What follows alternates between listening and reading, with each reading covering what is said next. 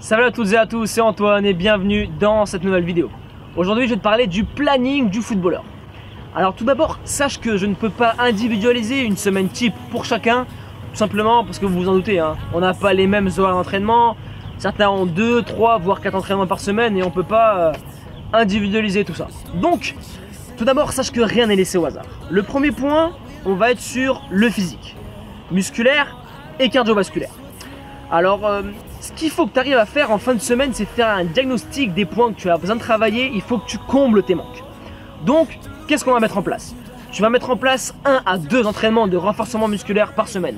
De préférence en début de semaine. Et si c'est un match le dimanche, tu peux aller jusqu'au vendredi en entraînement de renforcement musculaire à basse intensité. Et si c'est un match le samedi, tu peux aller jusqu'au jeudi. Ensuite, après cet entraînement de renfort, il faut que tu mettes en place aussi une sorte de prévention. C'est un petit échauffement musculaire à faire avant chaque entraînement. Si tu as téléchargé mon ebook, par là-dessus, je t'avais envoyé par mail 5 exercices à faire avant chaque entraînement qui vont justement t'aider à t'échauffer et à être plus performant durant l'entraînement. Ensuite, du point de vue cardio, qu'est-ce que tu vas mettre en place? Tu vas mettre en place du 15-15, 1 à 2 fois par semaine, si bien sûr tu as besoin de travailler ton cardio. Ensuite, si tu en ressens le besoin après ton match ou le lendemain de ton match, tu peux faire un décrassage. Sache qu'au fur et à mesure des semaines, tu verras que tu te connaîtras encore plus et tu pourras être plus pointilleux sur tes entraînements cardio et sur tes entraînements de renfort. Sache que le but de ce point physique est d'être prêt physiquement pour le week-end. Arriver ce week-end et je dois être prêt physiquement, je dois être prêt. Ensuite, le deuxième point, ça va être le point technique. Il faut que tu mettes en place des entraînements techniques si tu veux tous les jours après ton entraînement. Le but c'est que tu sois productif, il faut que ça soit en adéquation avec ton poste. Si par exemple tu es attaquant, on va travailler la finition. Tu es gardien de but, mais justement tu vas travailler avec l'attaquant qui lui va finir et toi tu vas devoir travailler dans le but. Et ensuite pour être encore plus productif les mecs, si vous voulez, un latéral ou un milieu qui va centrer pour lui aussi travailler ses centres. Donc vous voyez, à travers ce petit entraînement, vous êtes 3, vous travaillez vos points techniques qui sont chacun en adéquation avec votre poste pour progresser. Vous pouvez faire ça après l'entraînement, vous inquiétez pas, le coach vous laissera faire parce que le but c'est que vous soyez les meilleurs. Ce qui est très intéressant pour le point technique, c'est que c'est différent du physique. Tu pourras travailler jusqu'à la veille de ton match. Pourquoi? Parce que travailler des coups francs, des pénaltys, arrêter un pénalty c'était gardien, travailler ses centres, travailler ses relances, ça demande très peu d'intensité. Donc tu peux travailler toute la semaine, même la veille d'un match. Et encore, je te le conseille, la veille d'un match, parce que ça va te mettre en confiance pour le match. Le point de vue mental.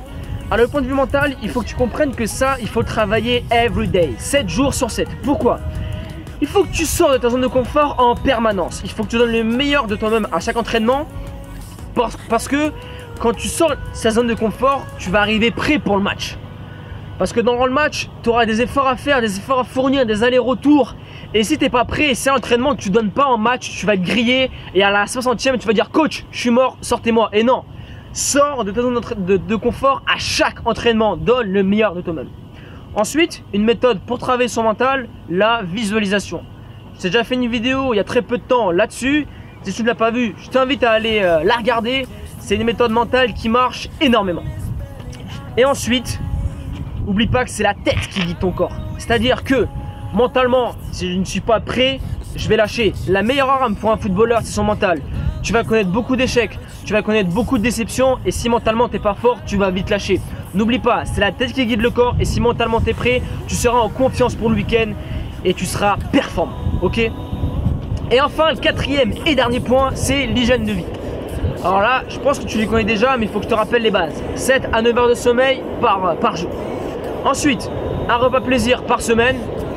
Tu peux te le mettre en milieu, fin de semaine, début de semaine, comme tu veux. J'appelle repas plaisir, pizza, kebab, McDo, ok, le fast food. Ensuite, 2 à 3 litres d'eau par jour, surtout en ce moment parce qu'il fait chaud.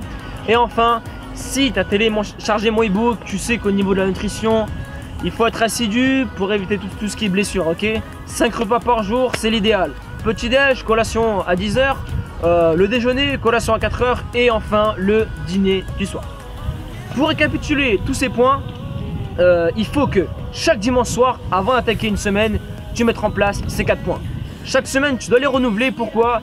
parce que tu verras que tu apprendras à connaître ton corps et tu sauras ce qui marche pour toi et tu vas devoir peaufiner la chose pour être meilleur. Parce que le football, rien n'est laissé au hasard et c'est des petits détails. Premier point, je te le rappelle, c'est physique. 1 à 2 entraînements de renforcement musculaire et 1 à 2 de cardio. Deuxième point, technique, mets des exercices à la fin de chaque entraînement en adéquation avec ton poste. Troisième point, travail mental. Donne le meilleur de toi-même et sors de ta zone de confort en permanence. Tu peux exercer de la visualisation, ça marche vraiment très bien. Et enfin, le quatrième point, hygiène de vie, 2 à 3 litres d'eau par jour, 7 à 9 heures de sommeil et une bonne alimentation. Et maintenant, si tu veux aller plus loin, je te parle de tous ces points dans mon e-book, la Bible du footballeur. Il est totalement gratuit, le lien est dans la description de cette vidéo. Et je te laisse là. Persévérance et motivation et on avance ensemble.